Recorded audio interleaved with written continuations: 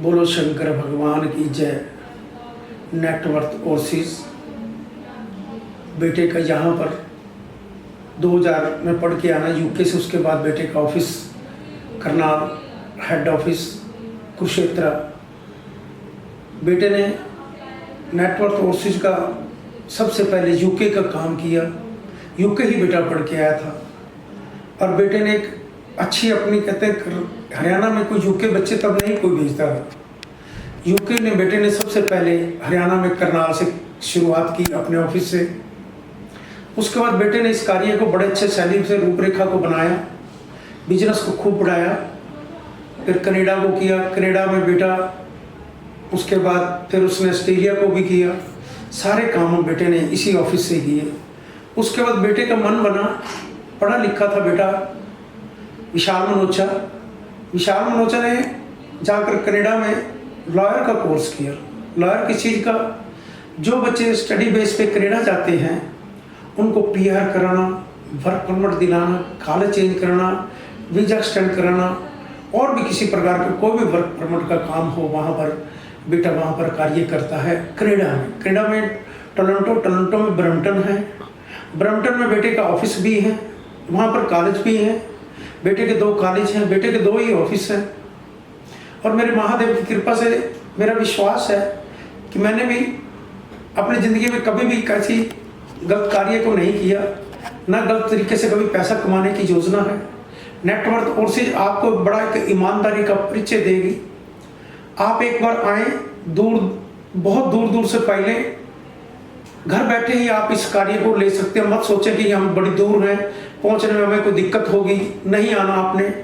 Online सब काम हो जाते हैं आप लोगों के, और सबसे बड़ा आपको ईमानदारी का परिचय मिलेगा। नेटवर्थ ओवरसीज स्पोर्ट्स विजय की मेरी नेहा बेटी डॉटर ला, वो इस चीज़ की एक्सपर्ट है, वीजा को कनाडा से ही लगाने की। इसी तरह बेटा भी अपने इंडिया की, कहते हैं इंडिया की एक अच्छी छवि को देखकर वहाँ पर कनाडा के अंदर ब्रम्पटन में ऑफिस अच्छे तरीके से चलाना। किसी के साथ हमारी कोई भी, ना बेटा कहीं गलती करता है, ना मेरी भावना ऐसी है, मेरा बेटा है। आपको हमेशा ईमानदारी का परिचय मिलेगा। मेरे ऑफिस में कई लोग आते हैं, बच्चे और उनके पेरेंट्स आकर कहते हैं कि आप वीजे के बाद सारे पैसे ले लेना। आप वीजे के बाद जब पैसे की बात करते हो, मुझे कई बार बहुत इस चीज़ में गुस्सा भी आता है कि हमारा देश भी गुलाम इन्हीं कारणों से, ऐसे जो ग्राहक होते हैं उन्हीं की वजह से होता है। जो काम आपका 6 लाख, आपने 6.25 लाख के करीब जीआईसी जाती है, डॉलर के रेट से बढ़ती घटती है, 5.60 से लेकर 5-6 लाख के बीच में रहती है। वो जीआईसी के पैसे बच्चे को वहाँ जाके उसको वापस मिल जाने हैं। आपने एक एम्बेसी पीरियड मेडिकल आपने कराना है। उसके बाद हमारी जो कॉलेज की, किसी के ऑफर लेटर के पैसे हैं, किसी के नहीं है कनाडा में। और उसके बाद वीजे के बाद हमारा कुछ 10, 20, 50 हज़ार रुपया। और जो जिनके बच्चों के 7.5, 8 बैंड 9 होते हैं, उनको तो, जिनके 7.5 बैंड होंगे, 8 बैंड होंगे, उनको तो मेडिकल के भी पैसे मैं पास से देता। तो एक बच्चे को वजीफे के रूप में कि मेरे बच्चे ने मेरे देश के अच्छा नाम ऊंचा किया, अच्छी पढ़ाई करता बेटा, उसको कहते ना वजीफा दिया जाए। ये मेरी भावना रहती मेरे ऑफिस से। जिन बच्चों के 7.5 से बैंड ऊपर है, 7.5, 8, 8.5 बैंड है, 9 बैंड है, उन बच्चों को मेडिकल भी नेटवर्थ ओवरसीज आपको फ्री सेवाएं देगा। आप विश्वास के साथ आए।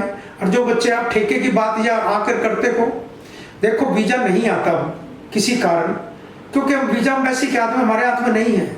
हमारा प्रयास 100% होता है कि वीजा बच्चे का जरूर आए, क्योंकि मेरी दुकानदारी, वीजा दूंगा तो ग्राहक मेरा आएगा।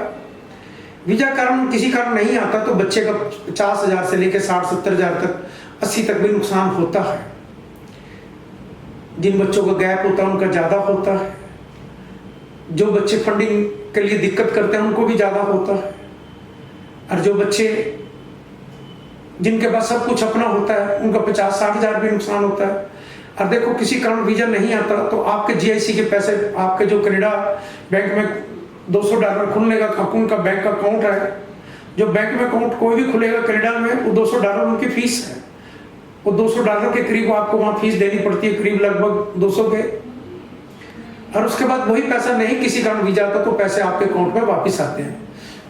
वही आपका वैसे फीस और मेडिकल, ये 3-4 चीज़ों का नुकसान होता है आपका, वो 50,000 के करीब होता है लगभग। आप 50,000 की जगह आप अपना ठेका जाके मुकाते हो 15 लाख, कहीं कहीं लाखों में ठेका करके आते हो, वो आप गलती करते हो। आप उस पर रिस्क ना लें, आप अपने ईमानदारी से अपने कागजों को सही तरीके से सही जगह से लगवाएं, और आपको 60-70 की बजाय पैसे भी ज़्यादा नहीं देने पड़ेंगे, और बच्चे के सारे कागज ठीक ठाक होंगे तो वीज़ा आने की संभावना भी पूरी रहती है। कोई भी एम्बेसी कोई भी 100% वीज़ा नहीं देती, कहीं ना कहीं उनकी कुछ सिस्टम होता है जो अपने एडजस्टमेंट के हिसाब से वो करते हैं, उसमें एजेंट का दोष लगभग नहीं होता। एजेंट तो अपनी तरफ से जो उनकी रिक्वायरमेंट है वही हम पूरी लगाते हैं।